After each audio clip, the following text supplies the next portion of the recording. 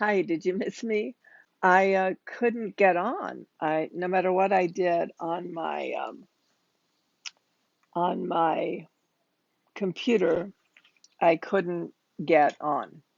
So now we're using my phone and my water bottle to uh, to get on. So we will see what happens because this has been an anomaly this morning, and I guess that's my topic. How do you work with these anomalies in time and space that interrupt how we think things work?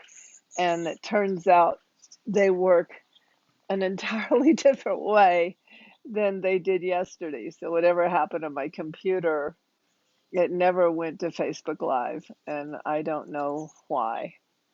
And now on this one, it looks like it's like I'm in the wrong reality, and somehow I showed up in a different timeline than the rest of reality, and it's just me and my phone and Praline on this call because because I've altered state, and in my altered state, I'm in a whole different world than than where I was in a minute ago. So I have a question. Did anyone yeah, it definitely is. Anomalies abound. So did you all see me on the face on earlier? Because there was no register that I was on my computer, so I switched to my phone. I'm not feeling well this morning, and everything feels kind of wonky, but frankly, it's more that, you know, reality is like if you ever walked in the bottom of the ocean or open your eyes with a mask on, a scuba mask on or snorkel mask on in the middle of the water or the ocean, particularly the ocean more than the swimming pool. Everything looks wavy. Nothing is solid. Somewhere yesterday morning, I could feel my brain going through a wobble, and that wobble carried on. And then I had to go get a test yesterday afternoon, and I got iodine in my system. My body doesn't like anything in my system except sometimes food and water. Um, and it just really knocked me out in a way that left me dreaming all night and in this oceanic, wavy existence of, um,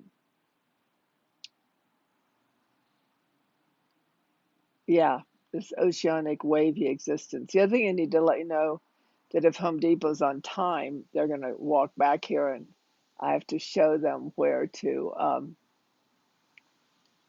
start putting a door in, which means I may have to leave if it's making a lot of noise and move to another part of the house. But I really don't want to miss these. The other news is that next week, because I have a CAT scan at this time, and I posted it, I'll be doing Facebook Live at 7 a.m. instead of 8 a.m. Mountain Time, because then I'll be able to leave and get to the hospital for the CAT scan.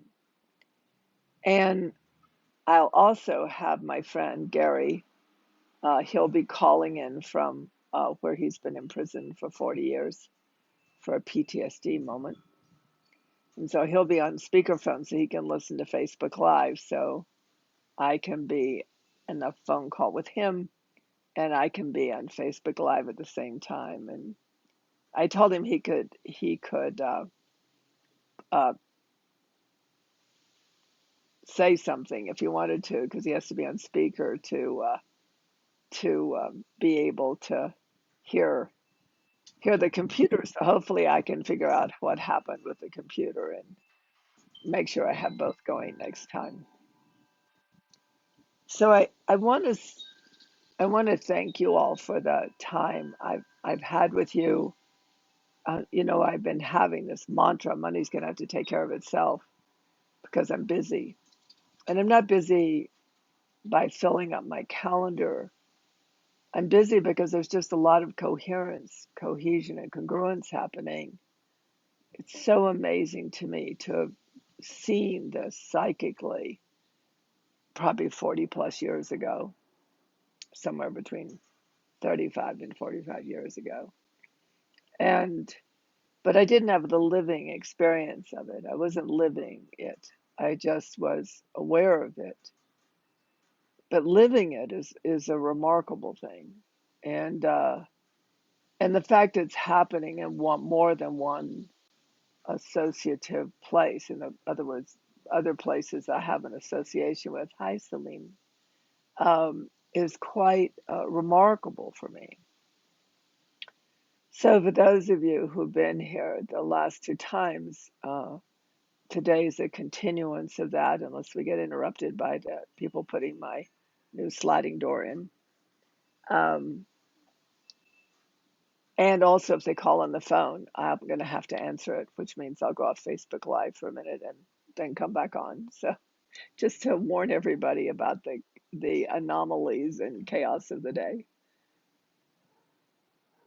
But one of the things that I wanted to share with you, and just do your best with it, there's not really a mental equivocation to what I'm going to presence.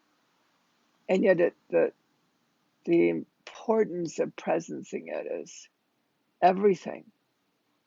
You know, we get in this teaching model of we're learning, but this isn't that. Nothing I'm doing is that. It really is a group of selves coming together on behalf of life, and each of us has our topic, each of us has our interest. And you all have come on Facebook Live, and we have a WhatsApp thread, and then a couple of other things I'm engaged in. We're all paying attention, and we're all coming together, sort of tending, minding these threads and these currents of creation that are rising in the midst of same old. Always seems like always war, always decadence, but not really. It isn't true. Just because it gets popularized doesn't mean that there isn't another whole body of conversation going on, a whole element of creation going on independent of that. In the work we did with the spirals for a number of years, we talked about taking territory. It was a term we used. And uh, and that's what taking territory is. It isn't taking territory away from anybody. It's actually starting to create an environment of consciousness that becomes a territory, and then working with ourselves, working together, being together in such a manner that territory of that possibility of consciousness can increase in such a manner that it actually starts to have a viable printout in the physical world of which we're a part. So everything I'm doing is that now. That it really, it's like being a gardener in the sense, like I don't dare try to turn my phone right now. Oh, maybe I can. Hold on, let me see if I can do it. Let me just turn around, follow me for a minute. I'm going to turn this around like my bean bush. It started as one little twiggy thing, and now it's growing towards me. I don't know if you can see it, but it's reaching its arms towards me right there. And um, and it'll keep doing that. It's going to keep going for uh, becoming prolific in my yard. So, and I'm excited. I'm excited about that. but it's taking territory basically. It's operating in its own genesis. It's I got it planted and I took care of it, but now it's operating in its own genesis. It just gets watered, irrigated 3 times a week, and it genesises itself. So the topic today is looking at ourselves not as humans, but as currents of creation. Then and we are, what are we seeking to genesis? I also have the sun in my face, so I can't read the comments, but you all can. And I have a request, if someone would let me know. So next week, when Gary's with us on his cell phone, I mean, on my cell phone, um, I won't be able to um, easily give him the comments.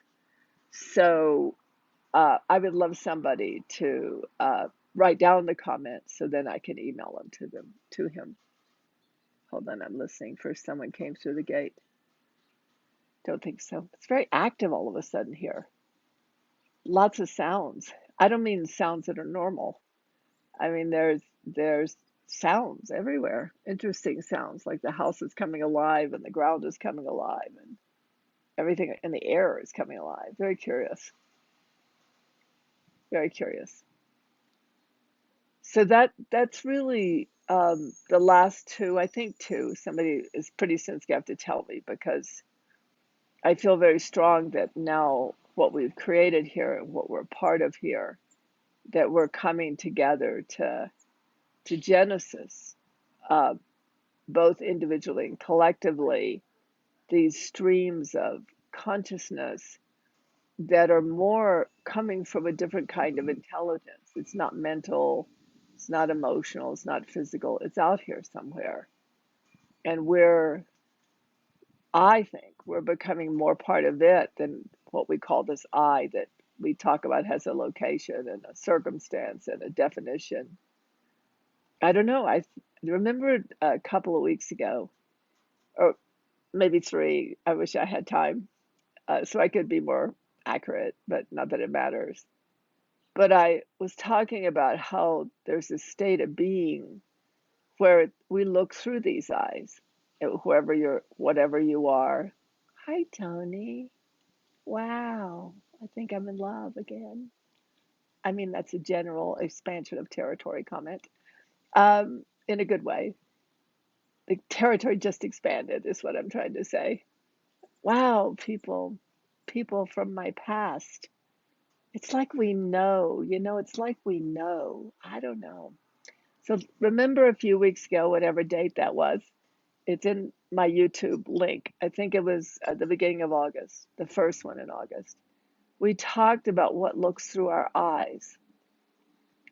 And if we could get in touch with what looks through our eyes, not a what like a thing, but that state of experience, that state of existence, if we could get in touch with that. So if you remember that, um, you can go back and review, or just you have it now. You have landed it in your consciousness. But the other thing that happens, by the way, if I pop off because my phone rings because it's the installers, would somebody just stay on Facebook and let people know that I'll be back?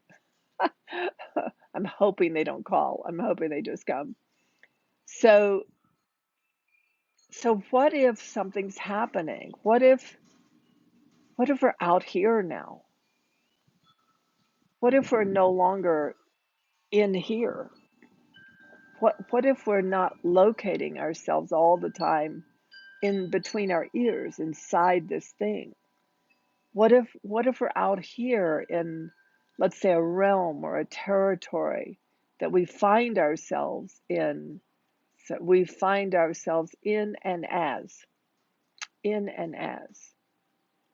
because it's real. I mean, I've been this way a long time, but it isn't that I'm unique. It's just that I had to get sane about that, because I didn't have a strong relationship to being inside here. I was out here. So I was out here. I was out here. And then I coined the word meta point, which basically means where you and I connect, out here together. Not out there and not in here, but out here together.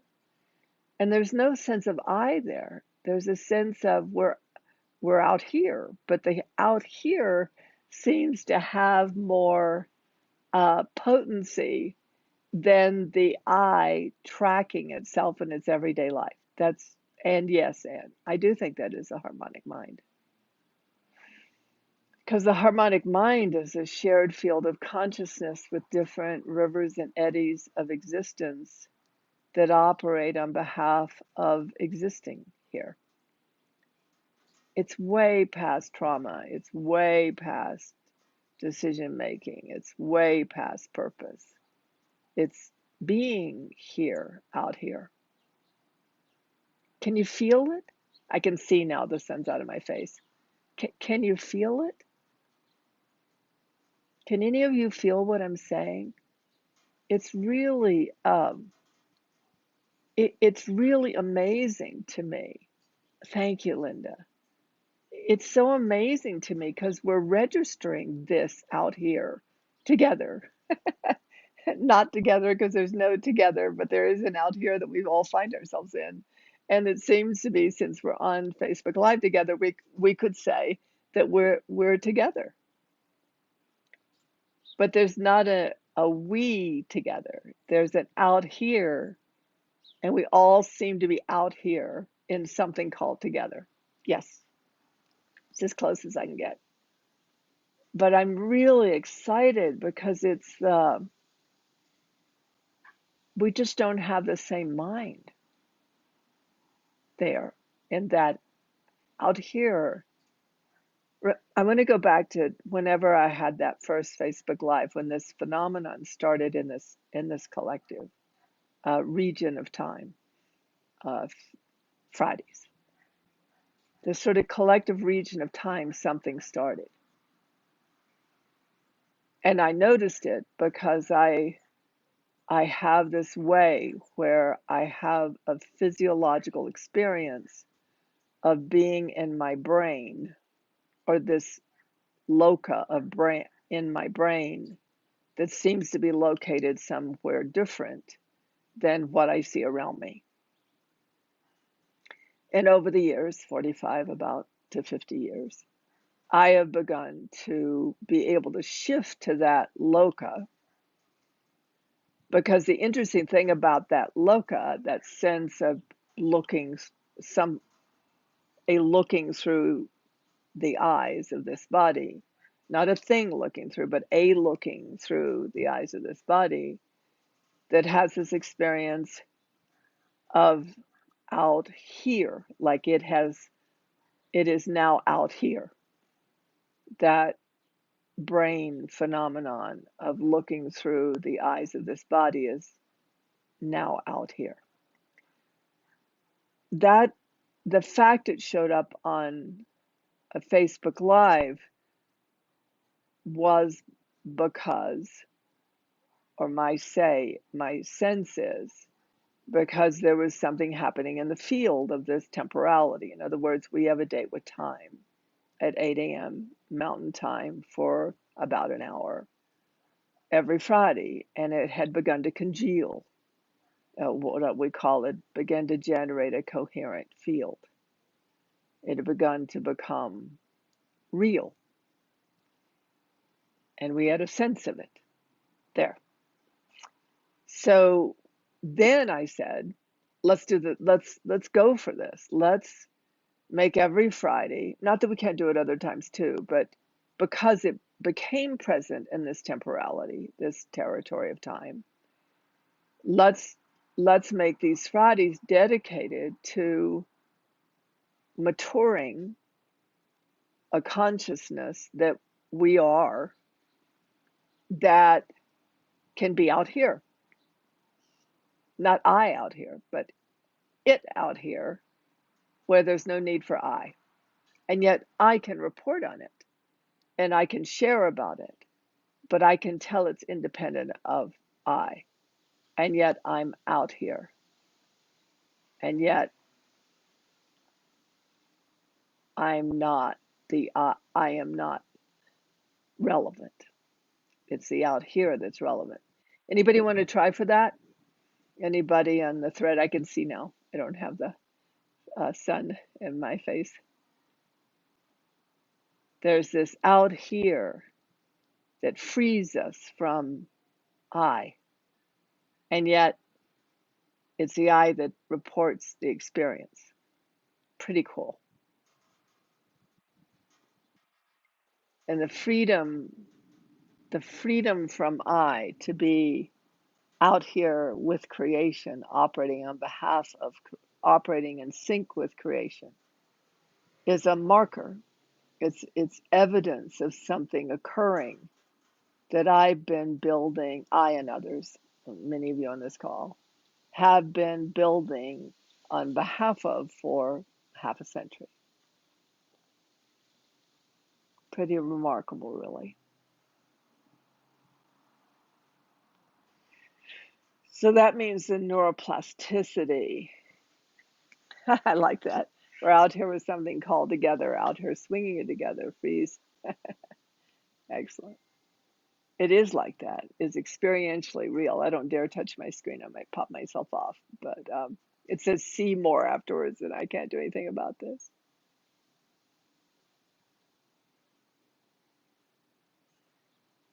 Yeah. And me and yeah, yeah, very good. Well done. And all we have to do is register it. We can't notice we can't go far with thinking. We can't think about it. We can just register it and mess with English. But messing with English helps us register it. Yeah. So let me go with what Anne said. Let's play. Because we're just playing. We're awakening. This is what awakening is. And we play with our mind until there's this kind of resonant register ping that occurs. And I gotta say, it's disturbing a bit because what comes with it is the threads of personality that had locked and loaded certain concepts of reality that can't hold in the face of this. But it's like an atom bomb, how everything goes into ash, everything goes into, you know, everything goes from solid to this kind of papery ash, like what happens in a fire when you burn paper. And that's the part we have to make room for. That's our compassion for this loca of I that couldn't be out here. It couldn't, and yet there was a longing. And now that I is out here, but it's not out here separate from here. And therefore it exists and does not exist at the same time. So if I go as what Anne said, again, playing with language, I am that, and where I am, that is. So let me do it again. I am that out here, and where I am, that is here.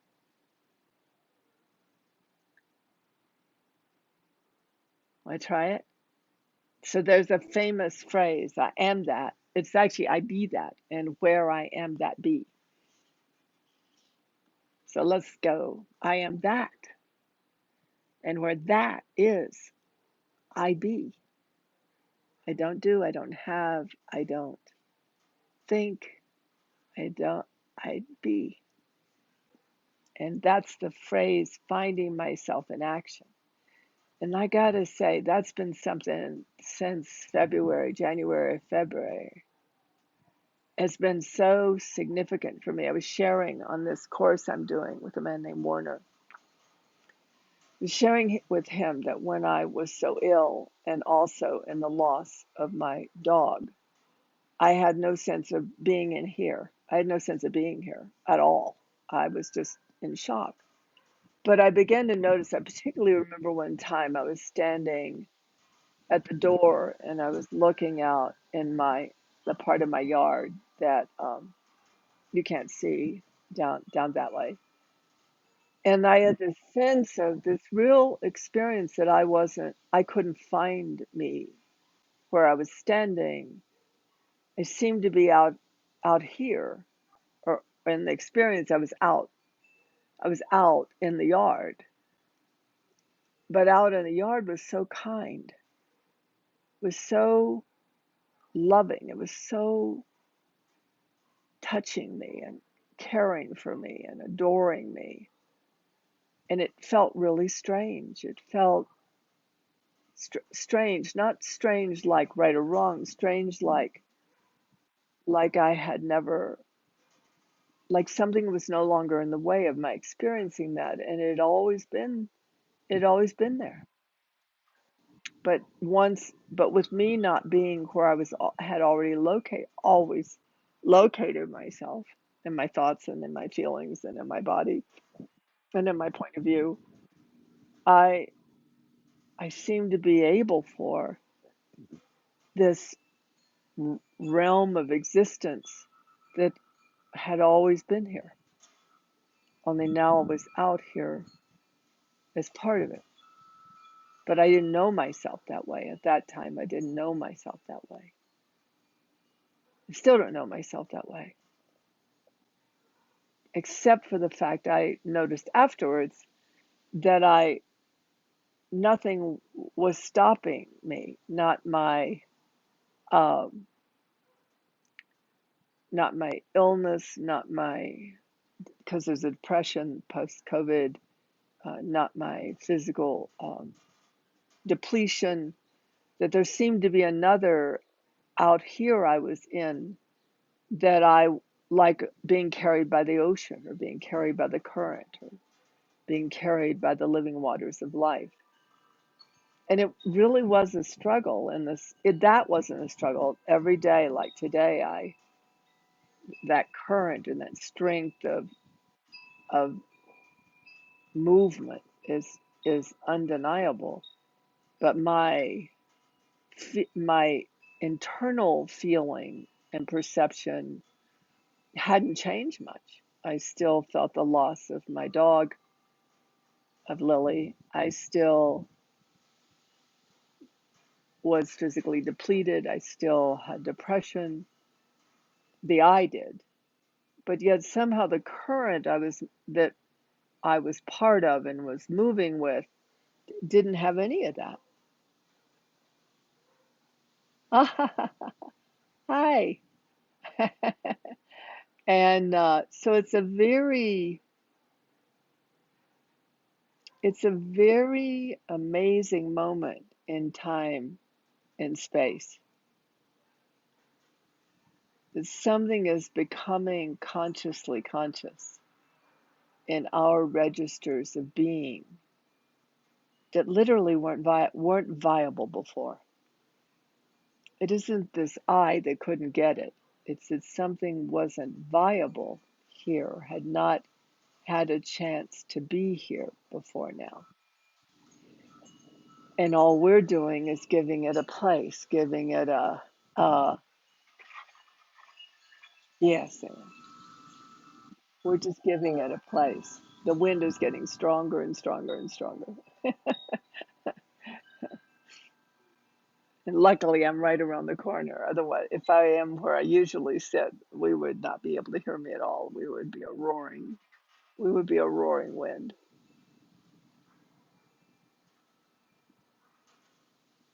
And I don't know any more than that. I didn't know that either. I just know I'm watching something come into existence that I've had to register for my entire existence. And that I had loss, a sense of loss and a sense of futility, that was not here yet, back in the back. And that for me that was the nature of human being, that the human being is a water drop in the current of life, is a drop, a current, an eddy in the stream of life, that when it delights and plays and bees in in connection, we could say, that wonders happen. Wonders occur that are not available in disconnection. So it's remarkable, really, that we can be in a Facebook Live together and we can talk funny. And in that talk funny, we have registers for it. We may not have articulation for it, and we certainly can't explain it or understand it or even make sense of it. This is why poetry and music is so important, because it creates registers in the neural fiber that are not available in rational, explanatory, or understanding thinking.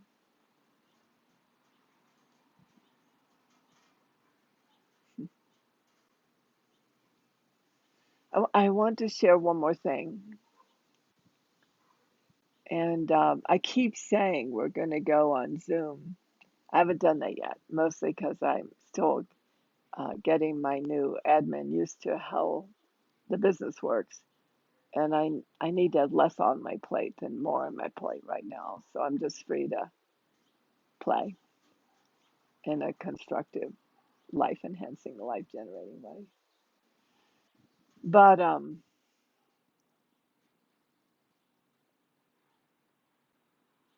had this interesting thing happen. So a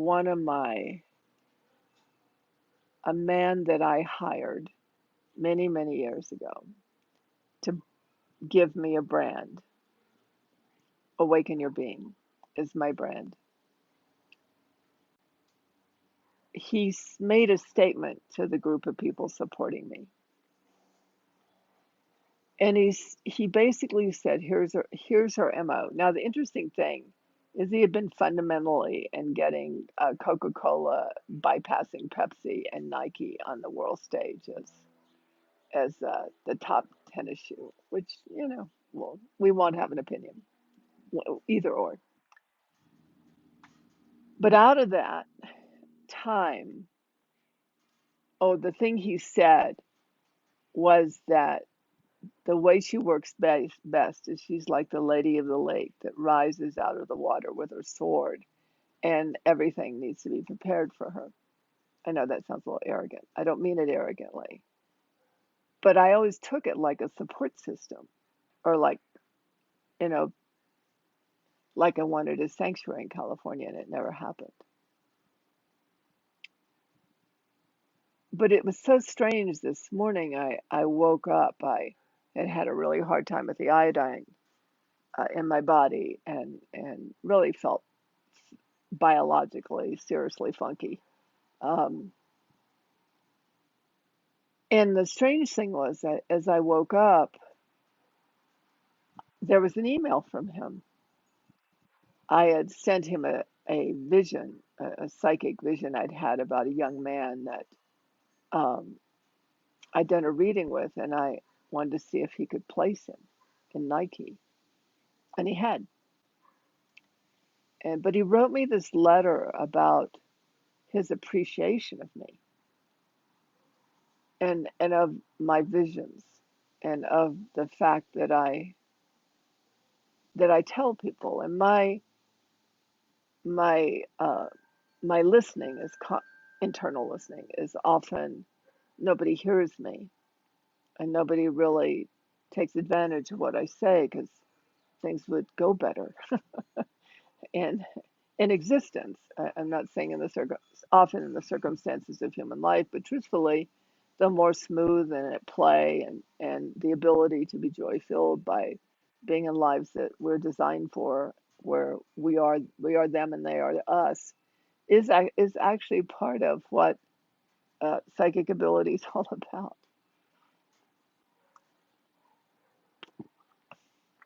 But something happened reading that email that I was totally unprepared for. I I was no longer in here thinking about what I was thinking about over the years about uh, out in the world support structure, um, it just was gone. It wasn't, it was just gone. And all of a sudden, I was really present to the support structure that is here, out here, 24/7. And I knew I was never going to lose that the state shift of my consciousness from a thing world of people doing stuff in order to had totally been blown. And I was present to uh, basically being the lady in the lake who'd risen from the lake with her sword, and the support was there. So it's hard to put it in language because it wasn't. It's something that is now just so. It isn't. It doesn't have a thing to it, or it isn't. Doesn't have an object to it. It doesn't have a what people should be doing. So I know that's true, or things that should happen. So that's true. It really startled me because it came from this place we're talking about. And so I wrote him back, and I posted something on Facebook, and not. I don't think I put. I think I put it in the world of unity, because in the circumstantial world there are going to be some really weird moments, and there needs to be a body of people in whatever venue you're attracted to that is building a field within which new futures can rise. And they're like that. Like it's no longer counts on support.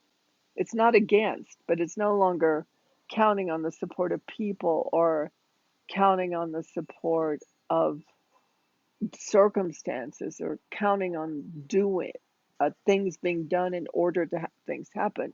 It's a different framework of existence where something's just so. And that, imagine that in our lifetime, in the next 6 years, 6 years, let's say from this date, we could be on a Facebook Live, or who knows what the venue would be then.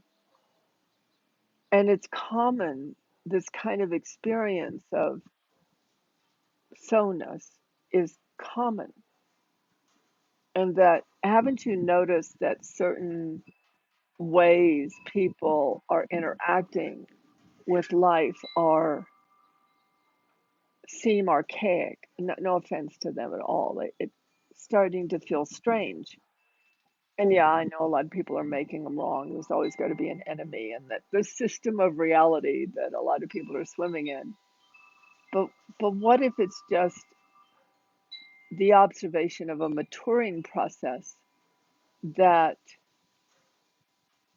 that that has us be in existence in a manner that was just not available before, and that being in existence in that manner has us be able to experience things distinctly different than this sense of encapsulated I, and has us be able to over time articulate it, to articulate it. And one of the big things we have to sorry, one of the big things that is happening is that this sense of uh, I I over here having to do something over there is dissolving, and being out here in it operationally is rising. And then when we go to talk like this, we actually separate out from that a bit. We take a moment of observation. We take a moment of review. I don't know how the wind's going. I'm gonna have to move so my earbuds are not being hit by the wind. Um, this kind of different vernacular of interaction where there's not an I or a we or a they or an it. And we can do it. I mean, poetry's been around a long time, like Anne Byrne, I'll meet you here, out here, out beyond all right or wrongdoing. There is a field. It lets us be present to something in a manner that hasn't hasn't been operative at the level it's starting to be operative now. And one of the challenges of our present language is that when we feel ourselves in our speaking, separating ourselves from others, being different than others, being different, I'm listening to myself right now, being different in a way that separates us, creates a themness or an itness that's not me. We're caught in the wrong language base. It's more this experience of out here, what's it like? What is it like out here together? What is it like? How do we play with language and play with tonality and play with fragrance and play with energetic vibratory shifts? So in a way we do have a poetic capacity. We do have a poetic phenomenon to draw from because we're in it, we're of it, we're we're being out here, out out here, experientially presencing. Yeah. So in encapsulating all that, there is this burden of I that is dissolving, and there is this experience of being out here. We call it with another or with others in the field that is becoming more viable than it and is starting to have a place as a consciousness in a manner that wasn't present before. And that those of us on Friday at this temporal location, because it's all temporal locations now, in this temporal location, are playing with that. Not trying to get at it, not trying to figure out, not trying to become it, but we have made an invitation that in this temporal address, that we're going to play in that playground and see what occurs. And just, I want to lay one more thing into the conversation. I have these two bodies of work I'm doing. One's I Magi and one's I Guardian at the Gate. And I was so excited in the last one that was done because what if we, I know this might be uh, not very well presenced, but I am so clear there are these archetypical archetype type dynamics we carry within us. Magi is us as magic that are rising, and these archetypical, they were literally matrices that held together our participation here as magic. And I Garden of the Gate obviously is another later form, archetypical persona that formed when we needed to keep certain things out of here that didn't belong. I think everything's for tasting now and everything's for exploring now. I don't think anything is for certainty now. I think it's all about letting our minds go out beyond the borders of human circumstance and see what is there. So for everybody that just came on it, the couple of things I have it on my Facebook page, but next week it'll be at 7 a.m. instead of 8 a.m. Mountain because I have to go get a CAT scan and I have to leave here by 8 to get there. Yeah. So I just wanted to let you know that. And that I'll have my friend with me on my phone. His name's Gary. He was incarcerated the last 40 years for a PTSD moment in his life. And that's usually when I meet with him. So I asked him to call in on my phone and hopefully by then I'll have figured out what Facebook's changed on my computer that made it hard for me to get on my computer today. And so we'll meet at 7, those of us that want to.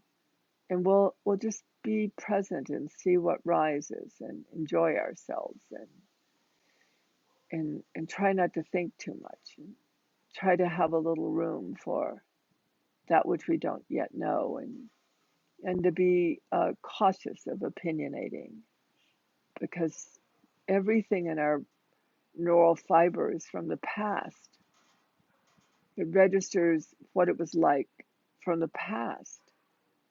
And if we keep comparing the moment to the past,